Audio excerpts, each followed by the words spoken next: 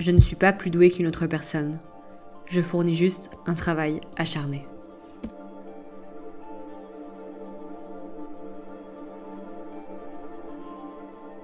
Hello tout le monde, j'espère que vous allez bien. Aujourd'hui, on se retrouve dans une nouvelle vidéo qui va parler de discipline. Si vous avez de l'ambition professionnelle, de l'ambition au niveau du sport ou tout autre domaine, c'est super important de comprendre que c'est pas en restant dans votre zone de confort et dans votre canapé que quelqu'un va venir vous chercher et vous donner les clés d'une entreprise.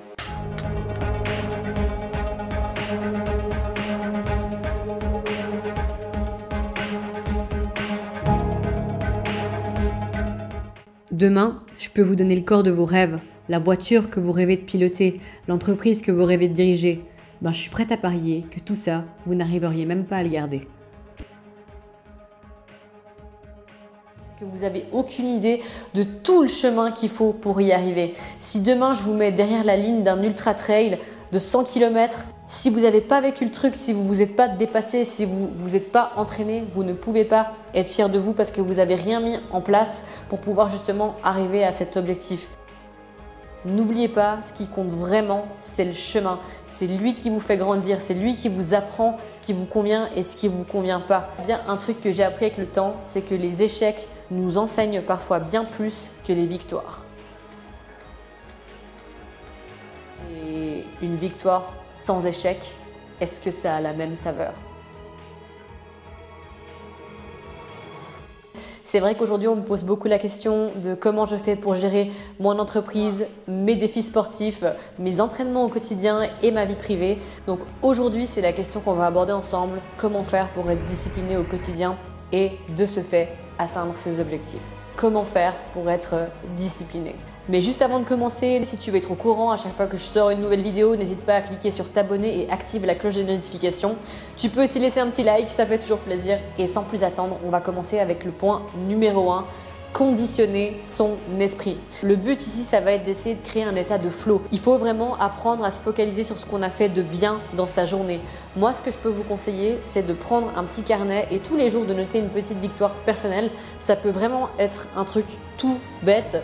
Par exemple, je suis allée faire un footing de 5 km, cuisiner un plat. Si c'est des choses que vous ne faites pas au quotidien, ça peut être perçu comme des petites victoires personnelles.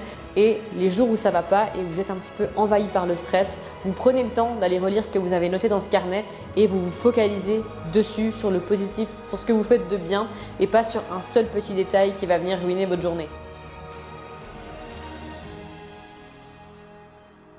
Pour créer cet état de flow, en fait, tu dois vraiment mettre ton objectif au centre de ta vie et cultiver la fierté de toi-même avec des petites actions au quotidien.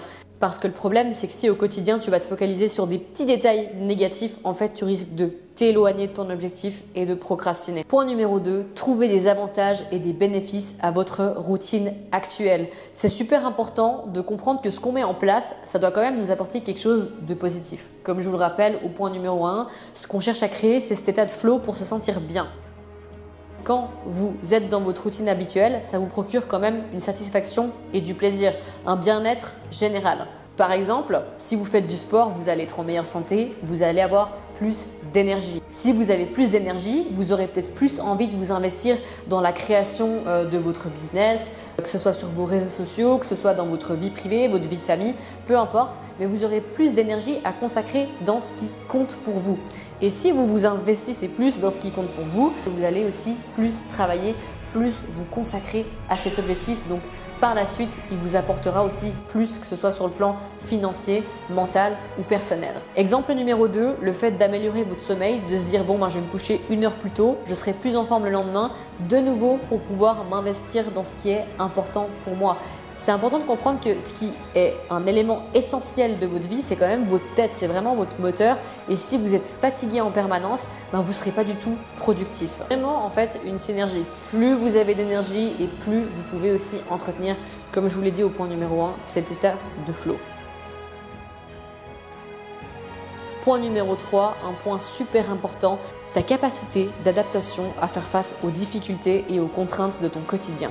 Au risque de déplaire à certains, on est 100% responsable de notre quotidien. On est la somme de toutes nos habitudes cumulées. D'ailleurs, si vous avez envie d'aller voir une vidéo sur l'effet cumulé, j'ai fait une vidéo récemment sur l'effet papillon. Je vous invite vraiment à aller la regarder. Elle est super en termes de prise de conscience. Vous devez vraiment vous créer une routine autour de votre objectif qui vous apporte des avantages et des bénéfices. Et ça va être super important pour ça d'apprendre à optimiser son temps. Personnellement, le jour où j'ai vraiment des journées super chargées, je prends le temps de faire une liste dans l'ordre et je note toutes les choses que je dois faire au cours de ma journée. Je vais noter les choses que j'ai le moins envie de faire au tout début, comme ça, une fois qu'elles sont faites, ça me libère de l'énergie, ça fait de la place dans mon esprit et ça me permet de me concentrer sur l'essentiel et le principal. Faites ce qui vous demande le plus d'énergie au début, faites ce que vous avez le moins envie de faire, comme ça vous allez vous sentir léger, vous allez vous sentir fort et vous allez vous sentir libre. En point numéro 4, ne pas se laisser distraire tout le temps. J'ai pas le temps, c'est très certainement une des excuses que je retrouve le plus dans mes coachings. Il y a un truc que je vais vous inviter à faire et que vous avez peut-être déjà vu très certainement, c'est le rapport hebdomadaire du temps que vous allez passer sur votre téléphone et croyez-moi, c'est énorme. Il y a énormément de personnes qui passent 6 à 8 heures par jour sur leur téléphone et je peux vous jurer que dans ces 6 à 8 heures, vous avez clairement le temps de pouvoir justement faire une liste de priorités pour vous dire bon, effectivement, je vais peut-être déjà pouvoir réduire de moitié et je vais gagner 4 heures dans ma journée. Et ça, c'est déjà énorme. N'oubliez pas une chose, le temps que vous passez sur votre téléphone, c'est du temps qui est perdu.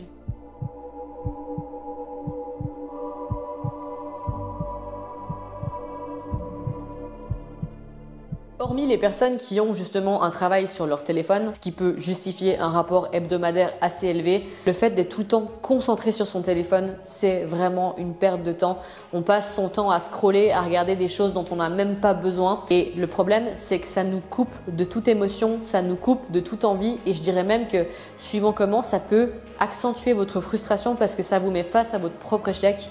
On est des fois confronté à des personnes qui sur Instagram ont beaucoup d'argent, ont une vie de rêve et c'est vrai que quand on revient à ici maintenant, on se rend compte que c'est pas forcément la vie qu'on veut et comme je vous le disais, c'est soit vous entretenez un cercle de positivité en mettant des actions en place, soit vous entretenez un cercle de négativité en vous apitoyant sur votre sort.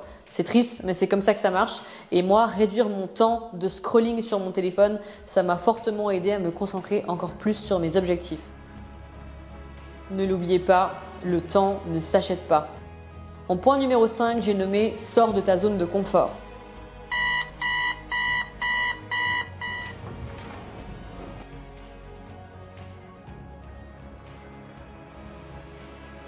Cultiver sa discipline au quotidien, c'est oser sortir de sa zone de confort. La question à se poser, c'est est-ce qu'on veut vraiment des résultats et est-ce que la routine dans laquelle on est nous apporte des résultats? Et est-ce que la routine dans laquelle on est nous apporte les résultats désirés? Pour avoir un résultat différent, tu dois faire des choses que tu n'as jamais faites.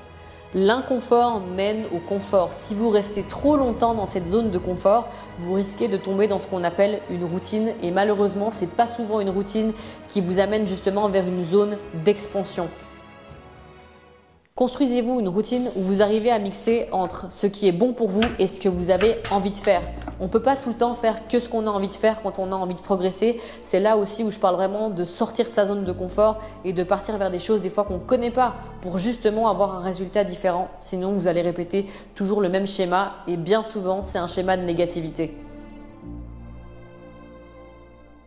En point 6, je dirais faites-le pour vous. C'est super important de faire les choses pour soi.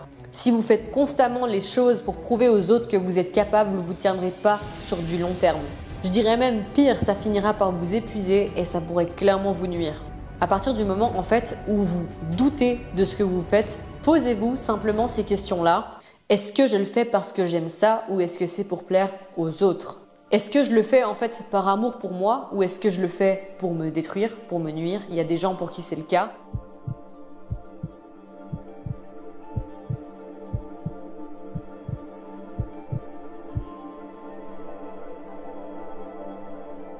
Comme je vous l'ai dit au point, c'est super important de vraiment rechercher cet état de flow. S'il y a vraiment trop de résistance dans votre objectif, c'est que c'est peut-être pas le moment ou c'est peut-être simplement que ça ne résonne pas suffisamment fort en vous pour que ce soit quelque chose à faire là, dans l'instant, tout de suite. Ça sera peut-être pour plus tard, mais si ça ne résonne pas suffisamment en vous, qu'il y a trop de résistance, c'est peine perdue. Et c'est bien connu, s'il y a trop de friction, s'il y a trop de résistance, on va toujours se chercher des excuses et essayer de remettre les choses à plus tard. Si on est en réaction face aux événements, on les subit. Si on est en décision, on est dans l'action. En point numéro 7, enfin, je dirais arrêtez d'avoir peur. 80% du temps, les peurs qu'on a, c'est purement le fruit de notre imagination et ça ne se produit pas. Et c'est super important de ne pas laisser le passé, les épreuves qu'on a vécues, dicter notre moment présent. Et si on part du principe qu'on attire ce que l'on est, émotionnellement parlant, plus tu flippes, plus tu attires du négatif. Il faut vraiment prendre conscience de vos petits actes au quotidien et de l'effet qu'ils ont sur du long terme. Si vous êtes constamment en train de vous dire que vous êtes nul, si vous êtes constamment en train de vous dire que ça n'en vaut pas la peine, c'est clair que c'est pas comme ça que vous allez attirer à vous ce que vous avez vraiment envie. Et si vous avez peur de mettre en place dans votre vie des nouvelles actions au quotidien, une nouvelle routine, sous prétexte que éventuellement ça pourrait ne pas fonctionner, en fait, en agissant ainsi, vous vous positionnez directement en position d'échec. Sans même avoir essayé, vous partez déjà perdant. Et dans tous les cas, vous aurez échoué.